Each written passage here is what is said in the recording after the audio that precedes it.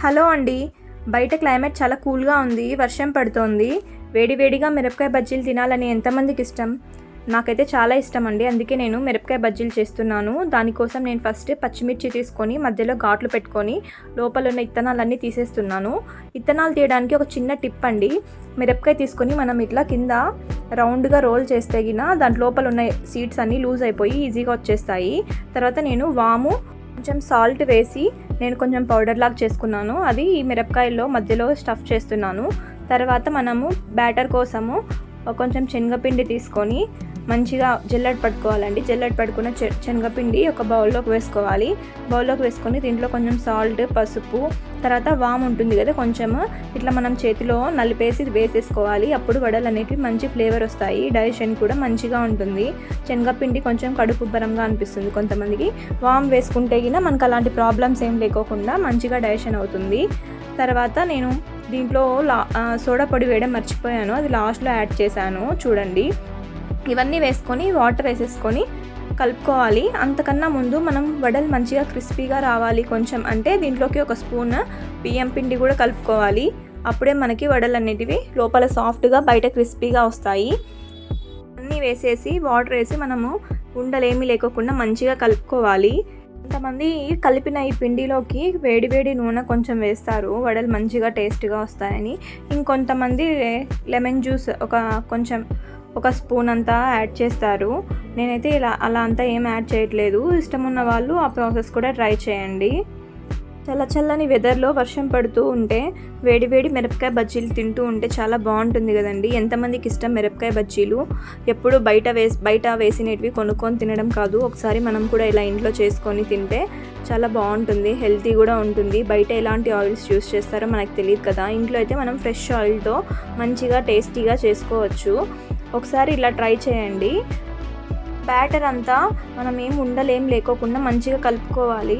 మరీ అంత లూజ్గా కలుపుకోకూడదు, మరీ అంత థిక్గా కలుపుకోకూడదు. మనం ఫింగర్ డిప్ చేస్తే పిండి మన ఫింగర్కి మంచిగా కోట్ అవ్వాలి.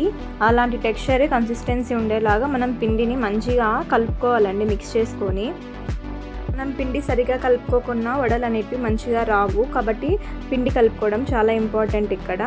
చూసారా, నేను ఫస్ట్లో సోడా పొడి వేయడం మర్చిపోయాను, అందుకు ఇప్పుడు యాడ్ చేస్తున్నాను. సోడా పొడి ఎక్కువ వేసుకున్నా కూడా వడలు ఆయిల్ అనేవి ఎక్కువ పీల్చుకుంటాయి. కాబట్టి చూసుకొని వేసుకోండి సోడా పొడి.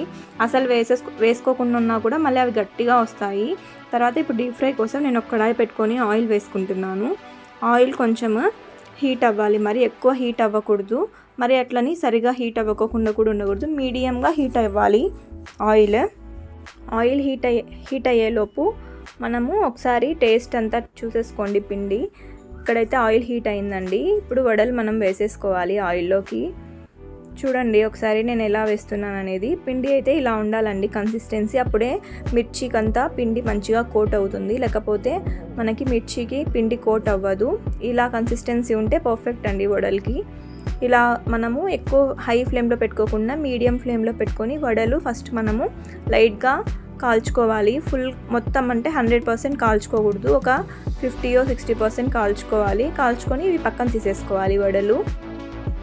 ఇక్కడ 2 టైమ్స్ ఫ్రై చేస్తానండి. ఫస్ట్ ఒకసారి వేసి అవి తీసేసి మళ్ళీ సెకండ్ టైము ఫుల్గా ఫ్రై చేస్తాను. అప్పుడు వడలు అనేవి మనకి పైన అంతా మంచిగా క్రిస్పీగా లోపల సాఫ్ట్గా వస్తాయి. ఫస్ట్ వాయి వేసేసాను. ఇప్పుడు సెకండ్ టైం కూడా సేమ్ అలానే వేసిన వెంటనే ఒక 2 మినిట్స్ అలా పెట్టేసేసి కొంచెం పచ్చిగా ఉన్నప్పుడే తీసేస్తాను. జస్ట్ పైన కొంచెం ఉడికితే చాలంతే, ఎక్కువ ఫ్రై చేయకూడదు. ఎందుకంటే మనం మళ్ళీ సెకండ్ కోటింగ్ మళ్ళీ ఫ్రై చేస్తాం కాబట్టి అప్పటికి మంచిగా కుక్ అయిపోతాయి.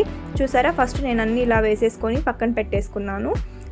ఇప్పుడు ఈ ఫ్రై చేసుకున్న వడలన్నీ మళ్ళీ మనము సెకండ్ టైము ఆయిల్లో వేసుకొని ఇప్పుడు మనం ఫుల్గా దీన్ని ఫ్రై చేసేసుకోవాలి.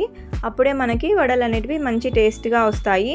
ఇలా సెకండ్ టైం నేను అన్నీ ఫ్రై చేసేసుకున్న తర్వాత చూసారా, మనకి కలర్, పైన కన్సిస్టెన్సీ, టెక్స్చర్ ఇవన్నీ మంచిగా ఉన్నాయి. దీనిపైన నేను పప్పుల పొడి యాడ్ చేశాను. ఒకసారి ట్రై చేయండి. Thank you.